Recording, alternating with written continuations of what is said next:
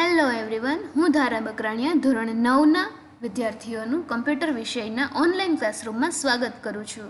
તો વિદ્યાર્થી મિત્રો, આપણા ચેપ્ટરનું નામ છે ઇન્ટરનેટનો પરિચય અને આપણો લેક્ચર 6થો છે, જેમાં આપણે ગયા લેક્ચરમાં આઈપી એડ્રેસ શું છે અને એની બે આવૃત્તિઓ IPv4 અને IPv6 વિશે થોડી માહિતી મેળવી લીધી છે. તો આજે આપણે જોવાનું છે કે જે આ આઈપી એડ્રેસ છે એનું વિઘટન જ્યાં ડેસિમલ ટુ બાઇનરીમાં કરેલું છે એ કઈ રીતે કરેલું છે આજે હું તમને સમજાવીશ. તમારે ખાસ ધ્યાનથી સાંભળવાનું છે અને સમજવાનું છે, કારણ કે જો તમને આ ખ્યાલ આવી જશે તો તમને ખૂબ જ મજા આવશે આ લેક્ચરમાં, અને કઈ રીતે થાય છે એ ખાસ ધ્યાનથી સમજવાનું છે. તો આપણે એક એક ભાગને સમજતા જઈએ. તો સૌપ્રથમ આપણે જોઈએ કે 172 છે એને એ ડેસિમલ છે, મીન્સ કે એ 10 આંકડામાંથી લીધેલા છે અને એને આપણે બાઇનરીમાં કન્વર્ટ કરવાના છે. તો બાઇનરી એટલે કે 0 અને 1 ડિજિટ, 0 અને 1 ડિજિટ જેને તમે બાઇનરી કહો છો. તો એ આપણે ડેસિમલમાંથી બાઇનરીમાં કઈ રીતે ફેરવી શકાય એ આપણે આજના લેક્ચરમાં જોવાનું છે. તો ખાસ ધ્યાનથી જુઓ, અને આપણે જે આ 4 ભાગ છે એ ચારેય ભાગનું આપણે ડેસિમલ ટુ બાઇનરી કઈ રીતે કન્વર્ટ થાય છે એ સ્ટેપ બાય સ્ટેપ જોતા જઈએ. તો આપણે સૌપ્રથમ જોઈએ 172 છે એને કઈ રીતે તમે બાઇનરીમાં કન્વર્ટ કરી શકો છો. તો વિદ્યાર્થી મિત્રો, તમે ખાસ ધ્યાનથી સાંભળજો અને સમજજો. તો આવી રીતે જ્યારે તમને આમાં થોડુંક મેથ્સ છે, તો જેને મેથ્સ ગમે છે એ લોકોને ખૂબ જ મજા આવશે, અને ખાસ ધ્યાનથી જો તમે સમજશો તો તમને આમાં પણ મજા આવશે. તો 172 છે એને આપણે બાઇનરીમાં કન્વર્ટ કરવાનું છે. તો એ કઈ રીતે થાય એ જુઓ. 172 બાય 2, તો 172ને આપણે ભાગાકાર કરવાનો છે 2 વડે. તો હવે તમે અહીંયા સ્ક્રીન પર જોઈ શકો છો કે જ્યારે તમે ભાગાકાર કરો છો 172નો, તો ત્યારે 86 આવે છે, મીન્સ કે 86 ઇન્ટુ 2 ઇક્વલ ટુ 172. તો જ્યારે ભાગાકાર આવી રીતે આવી જાય છે, એનો સરવાળો બાદબાકી ભાગાકાર ગુણાકાર વ્યવસ્થિત થઈ જાય છે, ત્યારે આપણે અહીંયા એનો આન્સર લખીએ છીએ. તો વિદ્યાર્થી મિત્રો, તમે સ્ક્રીન પર જોઈ શકો છો કે મેં અહીં એક કેલ્ક્યુલેટર પણ લીધેલું છે કે જેથી તમને ખ્યાલ આવે કે કઈ રીતે મારે તમને સમજાવવું, અને તમને પણ ખ્યાલ આવશે કે કઈ રીતે ભાગાકાર થાય છે, તો ભાગફળ કઈ રીતે વધે છે, શેષ કઈ રીતે વધે છે. તો આપણે જોઈએ કે 172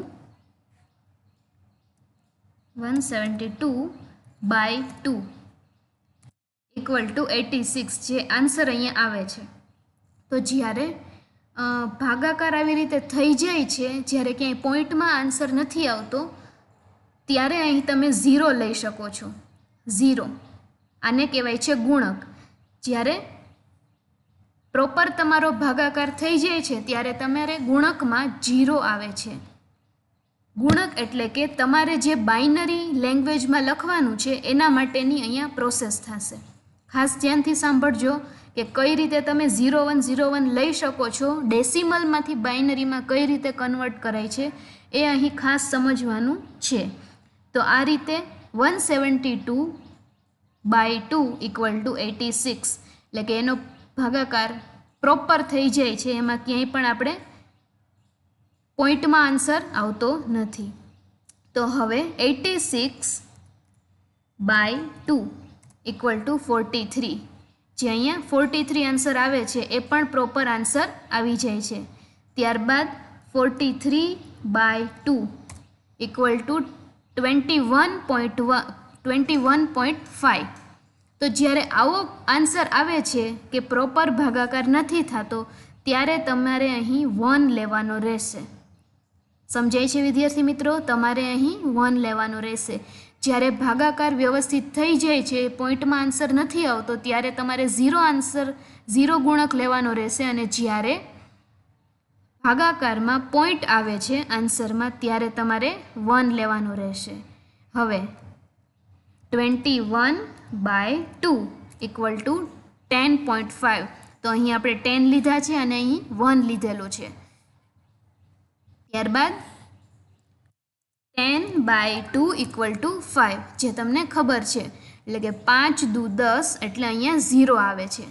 જ્યારે ભાગાકાર પ્રોપર અહીંયાથી આમ થઈ જાય છે 5 દુ 10 તો ત્યારે ક્યાંય પણ પોઈન્ટમાં આન્સર આવતો નથી. તો ત્યારે તમે ગુણક તરીકે અહીંયા 0 લઈ શકો છો અને જ્યારે પોઈન્ટમાં આન્સર આવે છે ત્યારે 1 લેવાશે.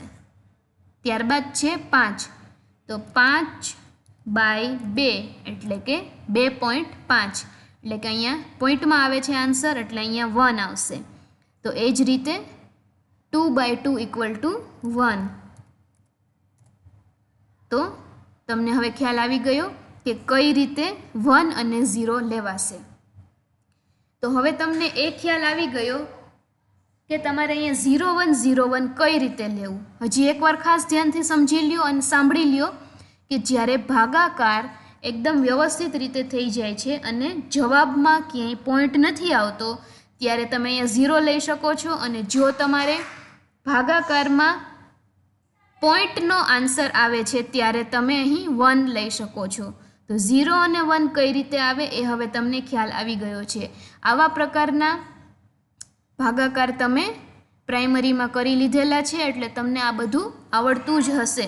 હવે જ્યારે આપણે ડેસિમલમાંથી બાઇનરીમાં ફેરવવું છે તો એ કઈ રીતે ફેરવવાનું છે એ ખાસ ધ્યાનથી સાંભળો. ડેસિમલમાં છે આપણે 172 અને એને બાઇનરીમાં કન્વર્ટ કરવાનું છે. તો જે અહીંયા આપણે 0 0 1 1 0 1 0 1 લીધેલું છે એને નીચેથી ઉપરની સાઈડ એટલે કે બોટમ ટુ ટોપ. તો તમે અહીં જોઈ શકો છો અહીંયા 1 છે તો આપણે પહેલાં 1 લીધેલો છે. ત્યારબાદ 0 1 તો અહીંયા 0 1. ત્યારબાદ પાછું 0 1 1 0 1 1 અને 0 0 આવી રીતે આવી જાય છે ત્યારે તમે એને ડેસિમલમાં કન્વર્ટ કરેલું છે એમ તમે કહી શકો છો. તો તમને હવે આ ખાસ સમજાઈ ગયું હશે કે તમારે કઈ રીતે ડેસિમલમાંથી બાઇનરીમાં કન્વર્ટ કરી શકાય. ઓકે વિદ્યાર્થી મિત્રો, તો આ 72 થયું. હવે આપણે 16નું લેવાનું છે. તો 16માં પણ એ જ રીતે 8 into 2 equal to 16, 4 into 2 equal to 8, ત્યારબાદ 2 into 2 equal to 4, 1 into 2 equal to 2. હવે 0 into 2 ઇક્વલ ટુ 1 નો થાય તો અહીંયા 1 આવશે. એટલે કે આપણે બાઇનરીમાં તમે જ્યારે લ્યો છો ત્યારે હંમેશા તમારે બોટમથી ટોપ એટલે કે નીચેથી ઉપરની સાઈડ જ લેવાનું રહેશે. એટલે કે 1 0 0 0 1. હવે ખાસ ધ્યાનથી સાંભળો કે આગળમાં જે અહીંયા લીધેલું છે અહીંયા કેટલા બીટ થાય છે 1 2 3 4 5 6 7 અને 8. તો આપણે જે આ બાઇનરીમાં કન્વર્ટ કરેલું છે એ તમે અહીંયા સ્ક્રીન પર જોઈ શકો છો કે 8 બીટનું છે. હવે તમને એવો પ્રશ્ન થશે કે અહીંયા 16 જે છે એમાં 8 બીટ પૂરા થતા નથી. તો જ્યારે પૂરા 8 બીટ નથી થતા તો ત્યારે આગળના જે ડિજિટ છે એમાં આપણે 0 લઈ લેવાનો રહેશે. આગળના જે ડિજિટ વધે છે એમાં તમારે 0 લેવાનો રહેશે.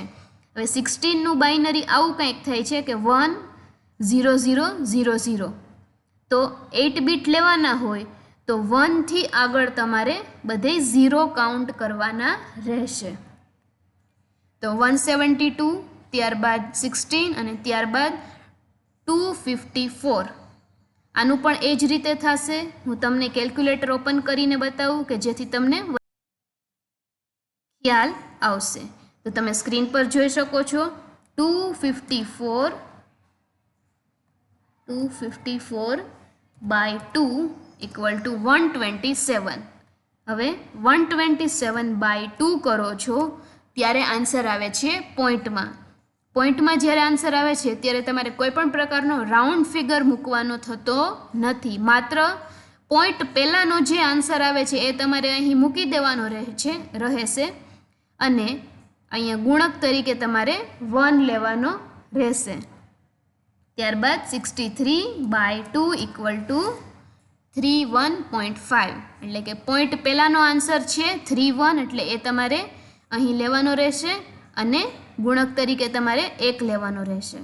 ઓકે વિદ્યાર્થી મિત્રો, તો આ જ પ્રોસેસ તમારે છેલ્લે સુધી કરવાની છે અને છેલ્લે તમારે જે આન્સર આવી જાય છે ત્યારબાદ બોટમ ટુ ટોપમાં તમારે જવાનું રહેશે એટલે કે નીચેથી ઉપર ચડવાનું રહેશે અને આમાં પણ 8 બીટ આવે છે. જો 8 બીટ કાઉન્ટ ન થતા હોય તો તમે 0 લઈ શકો છો. તો ત્યારબાદ છે 1. તો 1માં કાંઈ પણ તમારે ભાગાકાર કરવાની જરૂર રહેતી નથી.